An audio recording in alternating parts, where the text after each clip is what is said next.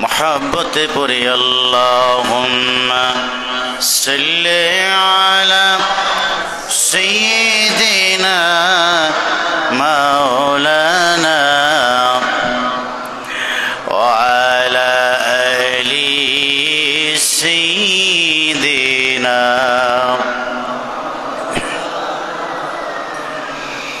مدینہ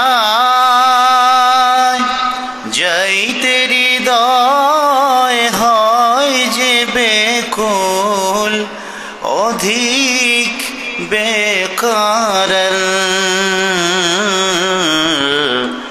করো সেই মিনতি মঞ্জুর দয়াতে ইয়া রাসূলুল্লাহ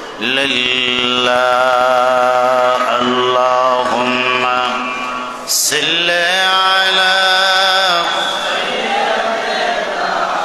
মাওলানা মুহাম্মদ ওয়া আলা আলি সাইয়্যিদিনা মাওলানা হাশরে সব নবী উম্মত কদিবে নিজের লাগি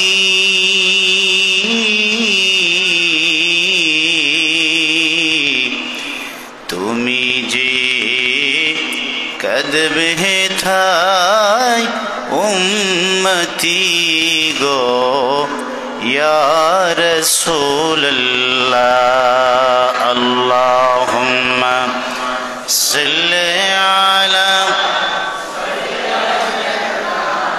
মাওলানা মুহাম্মদ ওয়া আলা আলি সাইয়্যিদিনা মাওলানা মুহাম্মদ লা ইলাহা ইল্লাল্লাহ লা ইলাহা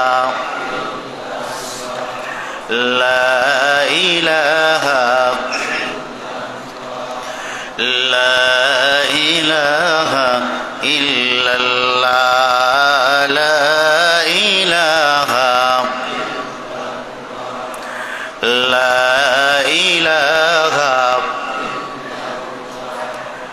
লা ইলাহা লা ইলাহা ইল্লাল্লাহ মুহাম্মাদুর রাসূলুল্লাহ সাল্লাল্লাহু আলাইহি ওয়াসাল্লাম আল্লাহুম্মা সাল্লি ওয়া সাল্লিম ওয়া বারিক আলাইহি।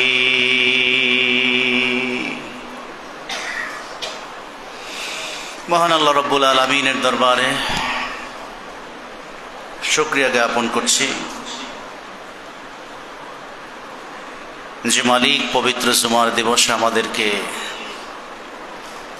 বেহেশতের বাগান মসজিদে কবুল করেছেন।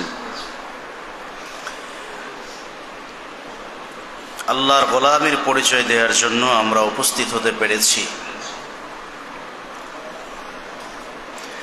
যে মনিব আমাদেরকে এই সুযোগটুকু করে দিয়েছেন সে মালিকের দরবারে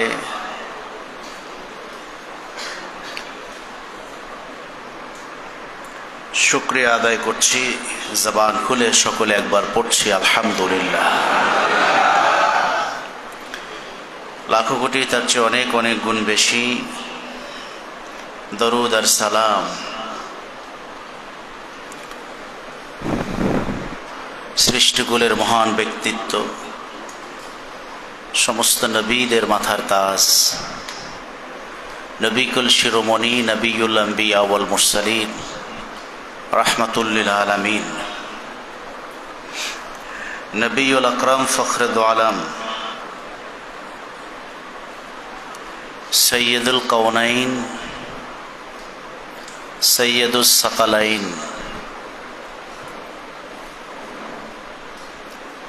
নবিউর রহমা ওয়াল আজমা,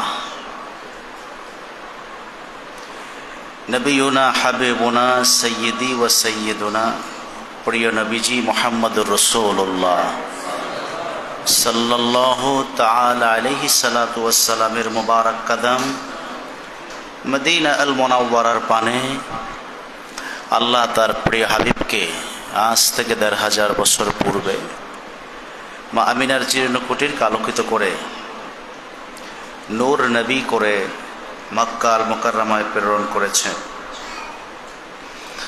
বিনা দরখাস্তে আল্লাহ তার হাবিবের উম্মত হওয়ার সৌভাগ্য আমাদেরকে দান করেছেন। আল্লাহ তাআলার কাছে আমরা প্রার্থনা করি, ভিক্ষার হাত বাড়াই, আল্লাহ যেন কিয়ামতের মুসিবতের ময়দানে প্রিয় রসুলের শাফাআতের মহা নেয়ামত আল্লাহ গুনাহগার প্রত্যেকটি উম্মতের ভাগ্যে আল্লাহ যেন লিখে দেন। আমরা পড়ি আল্লাহুম্মা আমিন।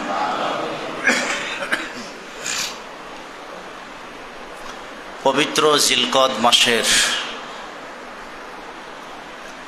দ্বিতীয় জুমাবার ইসলামের ইতিহাসে জিলকদ আর জিলহজ এগুলো হলো হজের মাস। মানুষেরা পবিত্র কাবা ঘরের হজকে কেন্দ্র করে এ মাসগুলোতে প্রস্তুতি নিতে শুরু করে। ৫ দিন ব্যাপী হজের কার্যক্রমকে কেন্দ্র করে ২-৩ মাস আগ থেকেই হজের প্রস্তুতি শুরু হয়ে যায়।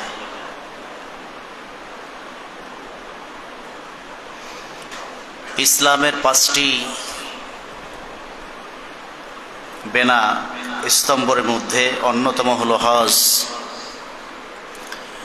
যার সাথে সময়, অর্থ এবং শারীরিক কসরতের বিষয়গুলো যুক্ত আছে। সময়, অর্থ এবং শারীরিক সুস্থতা সব মিলিয়ে প্রস্তুতি যখন সম্পন্ন হয়, আল্লাহ তার বান্দার পক্ষ থেকে হজের বিধান তার উপরে ফরজ করে দেন।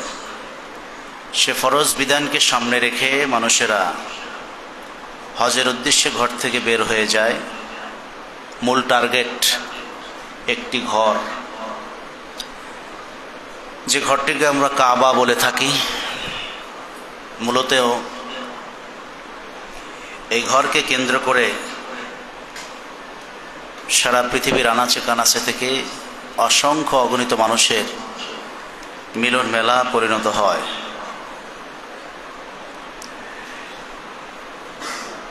এই ঘরটির ইতিহাস দীর্ঘ ইতিহাস। পৃথিবী সৃষ্টির আগে থেকেই এ ঘরের অস্তিত্ব পৃথিবীতে ছিল। মূলত এই ঘরকে কেন্দ্র করে আল্লাহ রাব্বুল আলামিন পৃথিবীবাসী মানুষের জন্য রহমত এবং হেদায়েতের দরজাগুলো খুলে রেখেছে।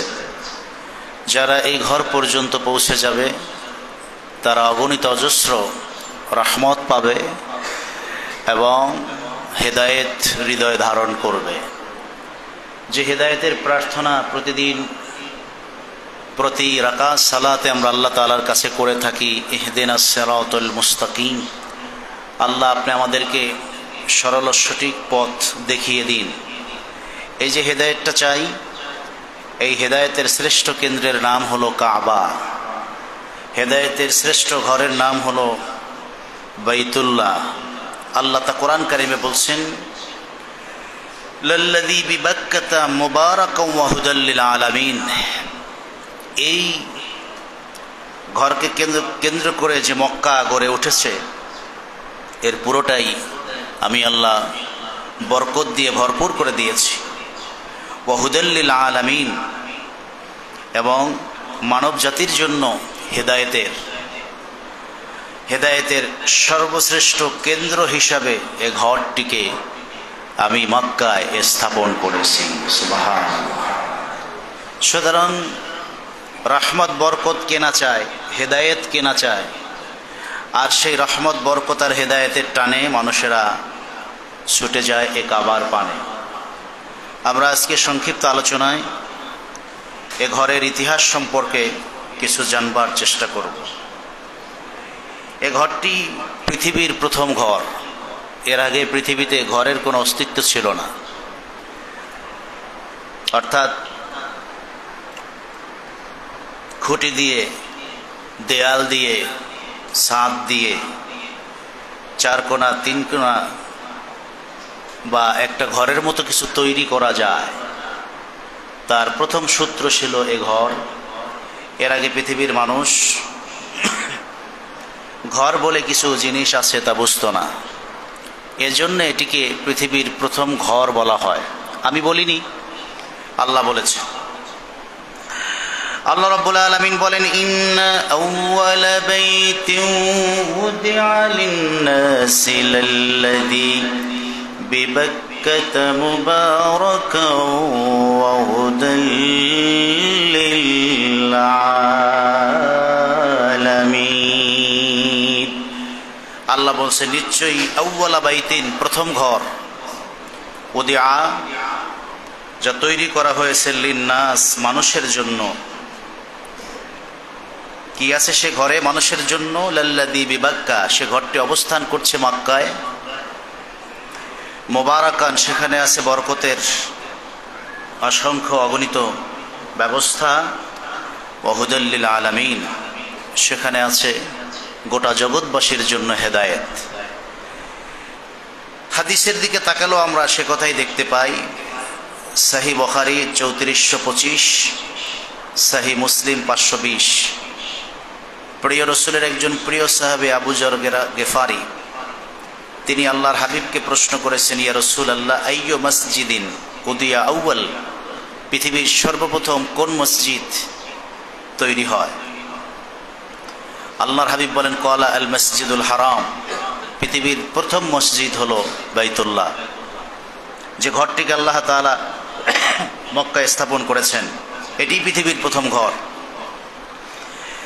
সাহাবী বলেন, সুম্মা আইয়ু, এরপরে কোন ঘর? প্রথম ঘরটা তো কাবা। আল্লাহর হাবিব বলেছেন, সুম্মা আল মসজিদুল আকসা, এরপরে দ্বিতীয় সবচেয়ে বরকতময় ঘর হলো মসজিদুল আকসা, যা নাপাক ইহুদিরা ঘিরে রেখেছে। এ মসজিদকে মুহূর্তে মুহূর্তে অপবিত্র করছে। এ ঘরটি পৃথিবীর দ্বিতীয় সর্বোচ্চ বরকতময় ঘর। সাহাবী প্রশ্ন করেছেন, কুলতু কানা বাইনাহুমা, দুই ঘরের মাঝে তৈরির ক্ষেত্রে দূরত্ব কত দিনের পার্থক্য, আগে পরে? রাসূল বলছেন, 40 সানা, 40 বছর, অর্থাৎ বাইতুল মুকাদ্দাস সৃষ্টির 40 বছর আগে আল্লাহ কাবা তৈরি করেছেন। সুবহানাল্লাহ। নবীজি বলছেন, হাইসুমা আদরাকতাস সালাহ ফাসাল্লি, এই দুটি মসজিদের যখনই কোথাও নামাজের সময় হয়ে যাবে, তোমরা দেরি করবে না, সালাত আদায় করবে। ওয়াল আরদু লাকা মসজিদ ফা ইন্নাল ফাদলা ফি, গোটা জমিনই মসজিদ, কিন্তু এই জায়গায় নামাজের ফজিলত অনেক অনেক অনেক বেশি। সুবহানাল্লাহ। তাহলে আমরা কোরআন আর সুন্নাহ থেকে স্পষ্ট জানতে পারলাম, পৃথিবীর প্রথম ঘর বাইতুল্লাহ, যাকে কেন্দ্র করে মানুষ সেখানে উপস্থিত হয়। 2024-এর হজকে কেন্দ্র করে ইতিমধ্যেই পৃথিবীর বিভিন্ন প্রান্ত থেকে পিপিলিকান্নায় মানুষেরা হাজির হতে শুরু করেছে। এই ঘরটি 5 বার নির্মিত হয়েছে। প্রথমবার যখন সৃষ্টি হয় এই ঘর, তখন পৃথিবীও সৃষ্টি হয়নি, এই পৃথিবীর অস্তিত্ব ছিল না। আল্লাহ তাআলা নিজ কুদরতে পানির উপরে পৃথিবী সৃষ্টির 2000 বছর পূর্বে আরশ বরাবর আল্লাহ তাআলা পানির উপরে, পানির ঢেউ, অনেকগুলো ঢেউয়ের সাথে ঢেউ বাড়ি খেতে খেতে যে ফেনা তৈরি হয়, এই ফেনা দিয়ে আল্লাহ তাআলা পানির উপরে এই ঘরটি তৈরি করেছেন। সুবহানাল্লাহ। এবং সেই ঘরের নমুনাই বর্তমান কাবা। প্রথম সৃষ্টি হয়েছে আল্লাহ তাআলার দয়ায়, এবং যেখানে হয়েছে সেই বরাবরই এখন কাবা আছে। এই কাবা বরাবর আকাশে বাইতুল মামুর আছে, ফেরেশতাদের কাবা, যে ঘরে ফেরেশতারা সিজদা করে।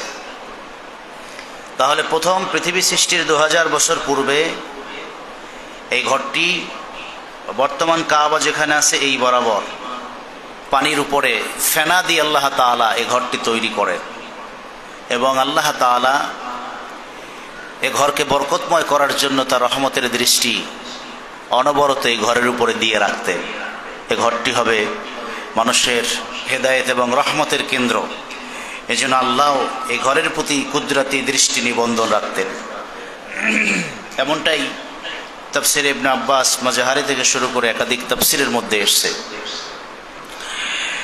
সম্মানিত সুধী, এরপরে যখন পৃথিবী সৃষ্টি হয়, সাইয়েদনা আদম আলাইহিস সালাম দ্বিতীয়বার এই ঘরকে তিনি তৈরি করেন।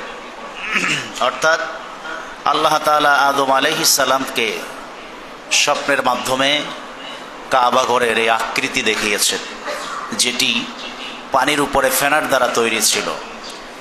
এই আকৃতি দেখাবার পর তিনি এই বর্তমান কাবা ঘর যেখানে আছেন সেখানেই তিনি এই ঘরটি তৈরি করেন, এবং তিনি তার সন্তান তারা এ ঘরের তাওয়াফ করেন, তাদের শরীয়ত মোতাবেক এ ঘরের হজও করেন। সুবহানাল্লাহ। অনেক নিদর্শনও আছে, যেমন আমরা হজকে কেন্দ্র করে মিনায় অবস্থান করি রাতের বেলা খোলা আকাশের নিচে। এটা কিন্তু সাইয়েদনা আদম এবং হাওয়া আলাইহিস সালাতু ওয়াস সালামের স্মৃতি। হজের যতগুলো কাজ আছে এর সাথে নবীদের স্মৃতি আছে। যেমন হজের ফরজ হলো আরাফাতের ময়দানে অবস্থান করা। হাদিস এবং তাফসির থেকে আমরা স্পষ্ট জানতে পারি, এখানেই এই আরাফাতের ময়দানেই আদম এবং হাওয়া আলাইহিস সালামের তওবা কবুল হয়েছে 350 বছর পরে। সুবহানাল্লাহ। তাদের স্মৃতিকে ধারণ করে আল্লাহ তাআলা এই আরাফাতের ময়দানে উম্মতে মুহাম্মাদের জন্য কিছু সময় অবস্থান করাকে ফরজ করে দিয়েছেন, বরং হজের সবচেয়ে বড় ফরজ এটি। সেই দিন আদম এবং হাওয়া আলাইহিস সালাতু ওয়াস সালাম দুইজনকে ক্ষমা করে আবার নবুয়তের মর্যাদা দান করেছেন, স্বামী স্ত্রীর মিলন ঘটিয়েছেন এবং ময়দানকে বরকতময় করেছেন। সে বরকত ধারণ করবার জন্য উম্মতে মুহাম্মাদের জন্য অবস্থানকে ফরজ করে দিয়েই ক্ষান্ত হননি। আল্লাহ বলছেন, আদম হাওয়াকে ক্ষমা করেছি, কিয়ামত পর্যন্ত উম্মতে মুহাম্মাদের সন্তানেরা এখানে যারা উপস্থিত হবে, আমি আল্লাহ তাদের জন্য এই আরাফাতের মাঠ ক্ষমার দিন হিসাবে ঘোষণা করে দিলাম। সুবহানাল্লাহ। তাহলে এই স্মৃতির সাথে সাইয়েদনা আদম আলাইহিস সালাতু ওয়াস সালামের সম্পর্ক আছে। ওনারা ওখানে তওবা করে, ইস্তেগফার করে, কান্নাকাটি করে, ক্ষমা নিয়ে রাত যাপন করেছেন মিনার। এরপরে সকালবেলা ওনারা মক্কাল মুকাররমায় গিয়েছে। সেখানে গিয়ে কাবা ঘর ওনারা প্রতিষ্ঠিত করেছেন এবং সে ঘরকে কেন্দ্র করে তাওয়াফ করেছেন, হজ করেছেন, আল্লাহর দরবারে কান্নাকাটি করেছেন। কয়েকটা ইট টিট দিয়ে নমুনা করে, এটা আল্লাহ তাআলা নির্দেশেই ওনারা করেছেন। এবং এভাবেই চলতেছিল। সাইয়েদনা শীশ আলাইহিস সালাতু ওয়াস সালাম পার করে নবীদের পর নবীরা আসতেছিলেন, এ ঘরকে কেন্দ্র করে তারা তাওয়াফ করেছেন, হজ করেছেন। সাইয়েদনা নূহ আলাইহিস সালাতু ওয়াস সালাম তার জামানা পর্যন্ত ঘরটি এরকমই ছিল। আমরা জানি বিশাল একটি তুফান আসে সাইয়েদনা নূহ আলাইহিস সালাতু ওয়াস সালামের জামানায়, এবং সেই প্লাবনের কথা কোরআন কারিমও আছে। আল্লাহ তাআলা এই সময় কাবা ঘরকে হেফাজত করবার জন্য, রক্ষা করবার জন্য আল্লাহ এটিকে আরশে আজিমে তুলে নিয়ে যান। সুবহানাল্লাহ। প্রায় 3000 বছর এই ঘরটিকে আল্লাহ রাব্বুল আলামিন আরশে আজিমে তুলে নিয়ে যান। অর্থাৎ নূহ আলাইহিস সালাম থেকে শুরু করে ইব্রাহিম আলাইহিস সালাম পর্যন্ত এই ঘরের অস্তিত্ব পৃথিবীতে ছিল না। বরকতময় জায়গাটা চিহ্নিত ছিল, কিন্তু ঘরের কোনো অস্তিত্ব ছিল না। এরপরে ইব্রাহিম আলাইহিস সালাম থেকে মূলত স্ট্রাকচার একেবারে ঘরের মতো করে স্থায়ী একটি ঘর হিসাবে কাবাকে নির্মাণ করার আদেশ আল্লাহ তাআলা তাকে দেন। ইব্রাহিম আলাইহিস সালাতু ওয়াস সালাম তিনি তার সন্তান নবীনা ইসমাইল আলাইহিস সালাতু ওয়াস সালামকে নিয়ে এ ঘর তৈরি শুরু করেন। তার জন্য ব্যবহার করা হয়েছে পাথর, সরকি এবং ইট, এগুলো দিয়ে এই ঘর তিনি তৈরি করেন। এই ঘর তৈরি করতে পৃথিবীর 5টি বরকতময় পাহাড়ের পাথর আল্লাহ তাআলা ব্যবহার করেছে। এই সকল পাথরগুলি সাইয়েদেনা জিবরাইল আলাইহিস সালাম একদল ফেরেশতা নিয়ে বিভিন্ন পাহাড় থেকে তুলে এনে ইব্রাহিম আলাইহিস সালাতু ওয়াস সালামকে সহযোগিতা করেছেন। সুবহানাল্লাহ। তার ভিতরে পবিত্র কাবার যে পিলার, যে গম্বুজ, এখনো পিলারগুলি আছে। এই পিলারগুলি তৈরি হয় হেরা পর্বতের পাথর দিয়ে, অর্থাৎ যে গুহার মধ্যে আল্লাহর হাবিব ধ্যান করেছেন, ইবাদত বন্দেগী করেছেন, ওই বরকতময় পাহাড় থেকে পাথর এনে কাবা ঘরের পিলার তৈরি করা হয়। সুবহানাল্লাহ। আর তুরে সিনা, অর্থাৎ আল্লাহর নবী মুসা আলাইহিস সালাম যেই পাহাড়ে দাঁড়িয়ে আল্লাহর সঙ্গে কথা বলতেন, এটাকে বলা হয় তুর পাহাড়। কোরআন কারিমে এই পাহাড়ের কথা আছে, তুরে ওয়াজ জাইতুন তুরে সিনিন। এই যে সিনাই পর্বত, সিনা, এই পাহাড়ের পাথর। আর একটা হলো লুবনান পাহাড়, যেই পাহাড়ের সমস্ত পাথরগুলি সাদা, এই পাহাড়। আর একটা হলো নূহ আলাইহিস সালাতু ওয়াস সালামের নৌকা, যেই পাহাড়ে গিয়ে ধাক্কা লেগেছিল, জুদি পাহাড়। এই পাহাড়ের এই 3-4 পাহাড়ের পাথর এনে কাবা শরীফের মেঝে, দেয়াল আর ছাদ তৈরি করা হয়। সুবহানাল্লাহ।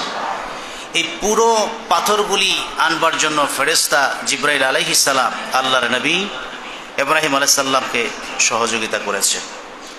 যখন এই ঘরটি তৈরি হয়ে গেল, তখন আল্লাহ পাক ওই কাবা ঘরের মধ্যে যে লুকানো হাজরুল আসওয়াদ ছিল, কালো পাথর যেটাকে আমরা বলি, এই পাথরটিকে আল্লাহ তাআলা প্লাবনের সময় ঘর থেকে তুলে নিয়ে আবু কুবাইস পাহাড়, যেই পাহাড়ের ডানে আর বামে আল্লাহর হাবিবের আঙুল মোবারকের ইশারায় চাঁদ দুভাগ হয়ে গিয়েছিল, যেটিকে আমরা বাদশার বাড়ি বলি বর্তমানে, সাফা পাহাড়ের পাশে। এই পাহাড়ের মধ্যে আল্লাহ তাআলা হাজরে আসওয়াদকে লুকিয়ে রেখেছিলেন। সুবহানাল্লাহ। সেখান থেকে জিবরাইল আমিনের মাধ্যমে হাজরে আসওয়াদ এনে ইব্রাহিম আলাইহিস সালাম হাজরে আসওয়াদকে কাবা শরীফের ভিতরে স্থাপন করে দেন। কাবা শরীফ তৈরি হয়ে যায়। আল্লাহর দরবারে 2 হাত তুলে দোয়া শুরু করেছেন, আল্লাহ, কষ্ট করে আপনার নির্দেশে এ ঘর আমি আমার সন্তানকে নিয়ে তৈরি করেছি, এ ঘরটিকে আপনি কবুল করেন এবং গোটা সৃষ্টি জগতের জন্য রহমত দিয়ে ভরপুর করে দেন। সুবহানাল্লাহ। তার দোয়াটিকে আল্লাহ রাব্বুল আলামিন কোরআন কারিমে তুলে ধরেছেন। ইব্রাহিম আলাইহিস সালাম বলেন, রব্বানা তাকাব্বাল মিন্না ইন্নাকা আনতাস সামিউল আলিম। রব্বুল আলামিন, আপনার নির্দেশে এই ঘর আমি তৈরি করেছি। ফেরেশতা জিবরাইল আমিন এবং একদল ফেরেশতা সহযোগিতা করেছে। আমার মতো চেষ্টা করে এই ঘর তৈরি করেছি। আমি ইব্রাহিম, ইসমাইল, জিবরাইল আমিনের কষ্ট আর পরিশ্রমের এই ঘর আমার জন্য, আমাদের জন্য গোটা সৃষ্টির জন্য রহমত হেদায়েতের কেন্দ্র হিসাবে কবুল করে নেন। সুবহানাল্লাহ। আল্লাহ রাব্বুল আলামিন ইব্রাহিম নবীকে বললেন, ইব্রাহিম, ঘরটি তো শুধু মানুষের হেদায়েত আর কল্যাণের জন্য তৈরি করেই ক্ষান্ত হই নাই। যারা কল্যাণ পেতে চাইবে, এখান থেকে হেদায়েত অর্জন করতে চাইবে, তাদেরকে ঘরের কাছে আসতে হবে, তাওয়াফ করতে হবে, এখান থেকে বরকত নিতে হবে। ইব্রাহিম আলাইহিস সালাম বললেন, আল্লাহ, পৃথিবীর মানুষেরা খবর কিভাবে জানবে, কেমন করে জানবে এই ঘর এখানে, এর ভিতরে বরকত আছে? আল্লাহ রাব্বুল আলামিন বললেন, আবু কুবাইস, পাহাড়ের উপরে তুমি উঠে যাও, জবান খুলে পৃথিবীবাসী মানুষদেরকে হজ করবার জন্য তুমি ডাক শুরু করে দাও। সুবহানাল্লাহ। সেই দিনের ডাকের কথা আল্লাহ রাব্বুল আলামিন কোরআন কারিমে তুলে ধরে বলেছেন, ওয়াযিন ফিন্নাসি বিল হাজ্জি ইয়াতুকা রিজালাও ওয়া আলা কুল্লি দামিরি ইয়াতিনা মিন কুল্লি ফাজ্জিন আমিক। ইব্রাহিম, আযিন ফিন্নাস, মানুষের মাঝে আজান দিয়ে দাও, তুমি ডাক শুরু করে দাও, মানুষের মাঝে আহ্বান ছড়ে দাও, বিল হজ, হজের জন্য তুমি আহ্বান করবে, ডাক দিবে, আর নজর করে দেখবে তুন রিজালা, পায়ে হেঁটে মানুষের এই ঘরের পাশে আসতে শুরু করে দিয়েছে। ওয়া আলা কুল্লি দামিরি ইয়াতিনা মিন কুল্লি ফাজ্জিন আমিক, দূর থেকে দূরান্ত থেকে মানুষেরা উটের পিঠে চড়ে চড়ে ঘর তাওয়াফ করার জন্য আসবে। কেন আসবে ইব্রাহিম? লিয়াশহাদু মানাফিআহুম, আমি আল্লাহ সাক্ষাৎ এই ঘরের মধ্যে পৃথিবীর সবচেয়ে বড় বরকত লুকিয়ে রেখেছি। বলেন না সুবহানাল্লাহ। হাদিসের মধ্যে আল্লাহর হাবিব খলিলুল্লাহ ইব্রাহিম আলাইহিস সালাম সঙ্গে সঙ্গে পাহাড়ের উপরে উঠলেন। কাবা তৈরির পরে পাহাড়ের উপরে উঠে দাঁড়িয়ে গেলেন, মানুষদেরকে ডাক দিতে বলেছেন আল্লাহ। তিনি বললেন, রব্বি ওয়া মা ইয়াবলুগু সাউতি, ডাক দিতে আপত্তি নাই, 5 মিনিট 7 মিনিটের ডিস্টেন্সে আওয়াজটা চলে যাবে, কিন্তু আমার কণ্ঠের আওয়াজ পৃথিবীর প্রান্তে প্রান্তে কেমন করে যাবে? আল্লাহ রাব্বুল আলামিন বললেন, ইব্রাহিম, আযিন ওয়া আলাইয়াল বালাগ, তোমার দায়িত্ব ডাক দেয়া, পূর্ব থেকে পশ্চিম, উত্তর থেকে দক্ষিণ, প্রত্যেকটি সৃষ্টির কর্ণকুহরে এই আজানের ডাক, হজের ডাক পৌঁছায়া দেওয়ার দায়িত্ব আমি আল্লাহর। সুবহানাল্লাহ। আল্লাহ বলছেন, ওয়া আলাইয়াল বালাগ, তুমি মানুষদেরকে হজের জন্য ডাকবা, আর ডাকটা পৌঁছায়া দেওয়ার দায়িত্ব আমার। বর্ণনাতে এসছে ইব্রাহিম আলাইহিস সালাতু ওয়াস সালাম উচ্চ কণ্ঠে 3 বার ডেকেছেন। কেউ জবাব দিয়েছেন 1 বার, কেউ 2 বার, কেউ 3 বার, 4 বার, 5 বার, 7 বার, 100 বার, 1000 বার, যে যতবার ডাকের জবাব দিয়েছেন, লাব্বাইক বলে সাড়া দিয়েছেন, আল্লাহ পাক তার ভাগ্যে ততবার হজের বরকত লিখে দিয়েছেন। বলেন না সুবহানাল্লাহ। সেভাবেই হজ হচ্ছে। আল্লাহ নবী ইব্রাহিম আলাইহিস সালাম ফানাদা ইব্রাহিম, ইয়া আইয়ুহান নাস কুতিবা আলাইকুমুল হাজ্জু ইলাল বাইতিল আতীক, হে মানব সকল, তোমাদেরকে ফরজ হজের দিকে আহ্বান করা হচ্ছে। ফাসামিআহু মিন বাইনাস সামাই ওয়াল আরদ, তিনি ডাক দিয়েছেন কাবার পাহাড়ে আবু কুবাইসের উপরে ওঠে। হাদিস সাক্ষী দিচ্ছে তার আওয়াজ আকাশে পৌঁছে গেছে, পৃথিবীর সব দিগন্তে পৌঁছে গেছে। যারা এর জবাব শুনেছে, ডাক শুনে জবাব দিয়েছে, আল্লাহ রাব্বুল আলামিন প্রত্যেকের জন্য হজ নসিব করে দিয়েছেন। আল্লাহ বলছেন, ইব্রাহিম, আফালা ইয়ারাউনা আন্নান নাসা ইয়াজিউনা মিন আকসাল আরদি, ইব্রাহিম, তুমি কি দেখছো মুজিজা?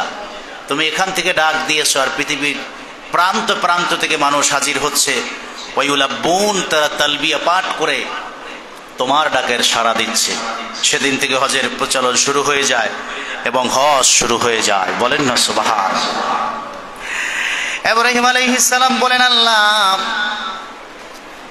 জনমানবহীন এই বাইতুল্লাহ তোমার ঘর, বরকতের খনি এখানে, আমি তো চিরদিন এই পৃথিবীতে থাকবো না, কে এই তোমার ঘরের আবাদ করবে?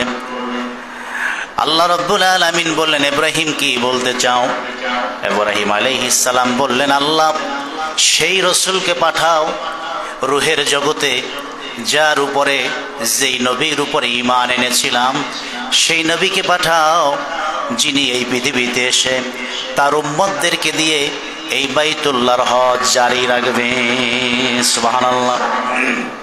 সেই দিনের চাওয়া আল্লাহ রাব্বুল আলামিন কোরআন কারিমে তুলে দিয়েছেন। ইব্রাহিম নবী দুই হাত তুলে দোয়া করে বলেছিলেন, রব্বানা ওয়াবআস ফীহিম রাসূলাম মিনহুম ইয়াতলু আলাইহিম আয়াতিকা ওয়া ইউআল্লিমুহুমুল কিতাবা ওয়াল হিকমাতা ওয়া ইউযাক্কিহিম। মালিক আমার আল্লাহ, ওয়াবআস ফীহিম রাসূলান, রূহের জগতে যেই রসুলের উপরে আমরা নবীরা ঈমান এনেছিলাম, সেই রসুলকে জমিনে আপনি প্রেরণ করুন।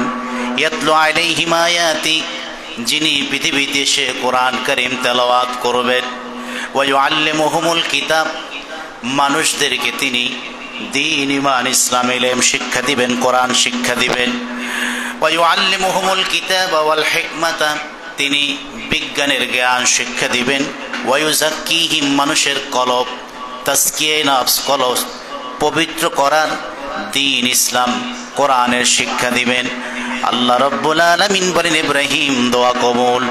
তিনি তো নবী হিসাবে আমার কাছে আসেন আখিরি জামানায়, এ ঘর আবাদের জন্য নবী করে আমি আল্লাহ তাকে পাঠাইয়া দিব। সুবহানাল্লাহ। অর্থাৎ তিনি ঘর তৈরি করে হজ জারি করে দিলেন এবং এই হজকে কন্টিনিউ করার জন্য এই ঘরের বরকত সারা পৃথিবীতে ছড়িয়ে ছিটিয়ে দেওয়ার জন্য আখিরি নবীর জন্য দোয়া করলেন। আল্লাহ তার হাবিবের পক্ষে দোয়া কবুল করলেন এবং এই পৃথিবীতে প্রেরণ করে প্রিয় নবীজির মাধ্যমে এ ঘরকে আবাদ করলে, যা আজও চলমান আছে, কিয়ামত পর্যন্ত চলবে। এটা হলো চতুর্থবার, তৃতীয়বার এই ঘর নির্মাণ হয়েছে। চতুর্থবারে আল্লাহর হাবিব সাল্লাল্লাহু আলাইহি সাল্লামের বয়স যখন 35, আল্লাহর হাবিব ছোটবেলা থেকেই তিনি মক্কার মানুষের কাছে আল আমিন নামে পরিচিত ছিলেন। অর্থাৎ এমন একটি শিশু যার মিথ্যার সাথে এক সেকেন্ডের সম্পর্ক নাই। আমানতের খেয়ানত কি জিনিস তিনি তা বুঝেন না। চোখ রাঙিয়ে কথা বলা তিনি বোঝেন না, ঠকানো বোঝেন না, চুরি বোঝেন না। এক কথায় মক্কার সমস্ত মানুষ যাকে আল আমিন বলে, যাকে সত্যবাদী বলে তারা বিশ্বাস করে, সেই প্রিয় নবীজির বয়স যখন 35, তখন এই কাবা ঘর নতুন করে নির্মাণের প্রশ্ন দেখা দেয়। ভেঙে গেছে, তারপরে নষ্ট হয়ে গেছে। তখন কাবার ঘর নির্মাণের জন্য কুরাইশরা একত্রিত হয়। সবাই সিদ্ধান্ত নিলে যে এই ঘরটা আমরা নতুন করে আবার তৈরি করব। এই ঘরকে তারাও সম্মান করত।